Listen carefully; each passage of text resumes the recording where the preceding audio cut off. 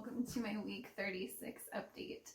There's a lot to update you on what happened this week as well as what happened today. So before I just got out of the hospital. Yeah, so we did have to go to the hospital today. We went to the ER. I love his enthusiasm because my feelings are not the same about it. But we did end up going to the emergency room today. We also had a doctor's appointment. But before we get into all that, I want to get into the symptoms I had this week. So, symptoms I had this week is no weight gain. So I'm still sitting at 141 pounds. So I think that's a pretty solid... like half my weight.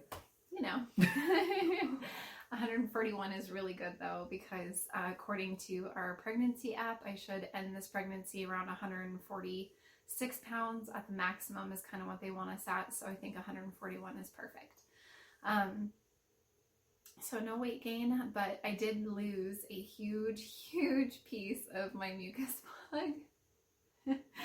And that is a great thing to me to see because it means that I was continuing to dilate. And so I was very excited to go to my doctor's appointment to see just how much we have dilated, because although dilation doesn't mean labor, it means progress. And that is just 1 centimeter less that I have to worry about when we get there. And especially with you during your pregnancies, the progress is very slow. Typically. This is the most she's progressed within the last 3 pregnancies. Ever, yes. And I highly attest that to being active, to eating healthy. Yeah, very active. Very active, healthy, and to just having 2 kids already. If I tell her to sit there and relax, she just doesn't listen. She's like, I'm going to walk this baby out. Yep, that's true. Or paint this baby out. Or run. If you guys watched my day in the life video of 36 weeks, you guys will understand what he means by this. She won't sit still, and she won't not help me do any remodeling. So another symptom that I've been having is the baby wasn't moving very much. Bella wasn't moving very much for me, and I talked to my doctor about that. Today, I actually had a huge spike in my blood pressure after filming my day in the life video, and Bella was moving like crazy for the first time. Like, made me extremely nervous. Literally like crazy. Like, it was insane. Including when we were in the emergency room, she was like kicking the monitor and stuff. I'll have to insert footage later on when we talk about that. But so she wasn't moving very much. And I thought the doctor said 10 kicks per day, but she said 10 kicks twice per day. So like intervals of 2 10s. So 20 kicks per total. 10 kicks in an hour, and you have to measure the hours twice a day. Yes. And so I was only measuring 10 a day, and even that was kind of hard to get. So that was very concerning to me. So I think that's pretty much it for like new symptoms that I've had besides being tired and stuff. But what's new when you have 2 toddlers and you're 36 weeks pregnant, you're bound to be tired. So and she's chasing toddlers all the time. So aside from the painting and the helping me remodel and different things, chasing the toddlers. Yes. So very busy. So exhaustion, but I went ahead and called my OB today. I'm proud of you though. Extremely. I went ahead and called my OB. I let Brett know what was going on while he was at work. I called my OB because my blood pressure had spiked up to 140 over 86, I believe. Over 86, and they definitely do not want it above 140 and 80. No, actually, I remember it was 146 by 94. My second was one. The highest one when at the doctor's office. Yeah. So my blood pressure was well over what it usually is. It's usually at like 113, 118 at the most is when I checked it, when it was like very docile. So I was really worried about it because I was feeling dizzy. I got tunnel vision, and I thought to myself, you cannot pass out with 2 toddlers. Like, he's not home yet. Like, you just can't. So I called him. He talked to his manager. His manager let him go home a little bit early, thank goodness. So he headed over, and I just rested and drunk. I just drank a bunch of water. I just drank a bunch of water and laid down. I felt drunk, like dizzy drunk. Anyways, so I laid down and just tried to relax and checked my blood pressure again in like 45 minutes, and it was still decently high. It was 130 over 70 something. And so I was like, okay, well, at least it is going down. So we just kind of like relaxed. He got home, we relaxed. did a few things, and then my doctor said that she could get us in early, so we headed to my OB appointment. We got to our OB appointment. They measured me and everything, still the same measurement. She took my blood pressure, and that's when it was 146 something with over 80 something. So 94. Something, I don't even remember, but it was really high. And she was like 146 over 94. She was like, whoa. And she was like, I'm gonna leave the room, and then I'm gonna come back in after you rested for like 10 minutes. So I literally she just zipped out of the room. She was like, I'm gonna go now and get tomorrow. So we just like sat there for like 10 minutes and just chilled. And so it wasn't like anything was crazy. She came back in, checked it again, same thing. So it really didn't go down. Maybe it went down a little bit, but not by much. And so she was like, yeah, it's still really high. So I'm gonna have your doctor come in here and talk to you, and maybe she can soothe you and like make you feel more at ease, and then we'll check it again just in case like you're stressed out. So I was like, okay, cool. My doctor came in. She did check the fundal height of baby. Baby is finally measuring on track, and everything is fine. So last week must have just been a fluke, or the contraction that I was having maybe could have affected the measurement or something like that. But she was like, let's wait till next week. I trust our doctor. If she says something serious, it's serious. If she says it's nothing, I'm not worried about it. So she was like, we'll just check it next week. So she said it was measuring fine. So baby girl is growing fine. And then she checked her heart rate, and her heart rate was sounding good. And then she let us know, okay, well, you're not swollen or anything. She checked her reflexes and everything. If they're going to need to do more testing for preeclampsia at the ER, because they're the ones that can do the blood, not just the urine, which she can do at the office. And she said it looked fine, but they couldn't do the blood part. And so she's like, we're going to have to send you over to labor and delivery right away to go get checked really quick to make sure you're okay. If you're not okay, as you guys know with preeclampsia, you have to be induced almost immediately for the safety of you and your baby, which thankfully I'm almost 37 weeks. I'm only 2 days away from that. Tired? Yeah. I'm only a few days away from that. Comes early. Yeah. I'm only a few days away. So I was honestly like, yeah, fine. Like, if she needs to come out, no, like, I'm not going to stop you. Like, that's fine by me. Like, it is what it is. So we headed, and then she asked, do you want me to check for dilation? Because I did tell her I lost my mucus plug, and I said, yes, please. So she went to go check my cervix, which it's always tilted. We're not sure why, but her head isn't engaged as much as it was before. And so at this appointment, my theory is it's because I can't empty my bladder all the way, but I have no idea what's going on with that, so I'm not even going to get into that. But she said I was 2 centimeters, so we did dilate. Yay! From a 1.5 to a 2. A 1.5 to a good 2. So that's Took really you good. A whole 12 hours to do that the first pregnancy. It's true. After the induction. I was gonna say with induction medication though. So Cervidil, I think that was it. And my water broke. So but yeah, so I am a 2 centimeter officially at 36 weeks, which is very exciting to me. We went over to labor and delivery. They checked us in and everything, got insurance information, all that stuff, got the wristband, everything, and got us in.